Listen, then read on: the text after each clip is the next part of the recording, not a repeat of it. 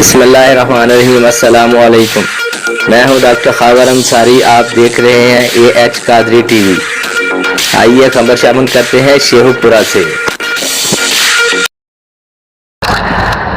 جرائم پیشہ ناصر کے خلاف علاقہ تھانہ فیکٹری ایریا میں سرچ آپریشن۔ DPO شیخو پورہ حسن سیف اللہ کی ہدایت کی روشنی میں زیر نگرانی عمران آباد DSP فیروز والا جرائم پیشہ افراد کے خلاف کارروائیاں جاری ہیں۔ اس سلسلے میں جرائم میں ملوث افراد کے خلاف اسپیشل سرچ آپریشن علاقہ تھانہ فیکٹری ایریا میں کیا گیا، جو دوران سرچ آپریشن 200 ٹارگٹ افینڈرز کے گھروں پر ریڈ کیا گیا۔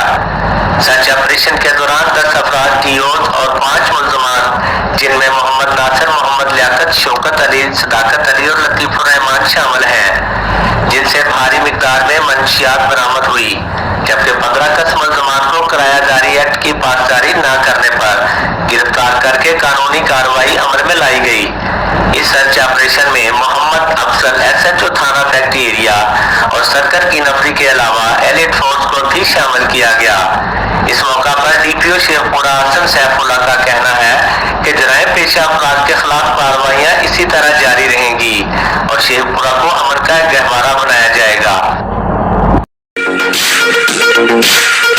DPO شیخو پورہ جناب SN سیف اللہ کے حکم کے مطابق کرائم کنٹرول کرنے کے لیے اسپیشل اسٹریٹجی ایوالو کی گئی ہے، جس کے تحت منشیات فروش، آوارہ گرد اور سابقہ ریکارڈ یا افغان کے خلاف کاروائیاں کی جا رہی ہیں۔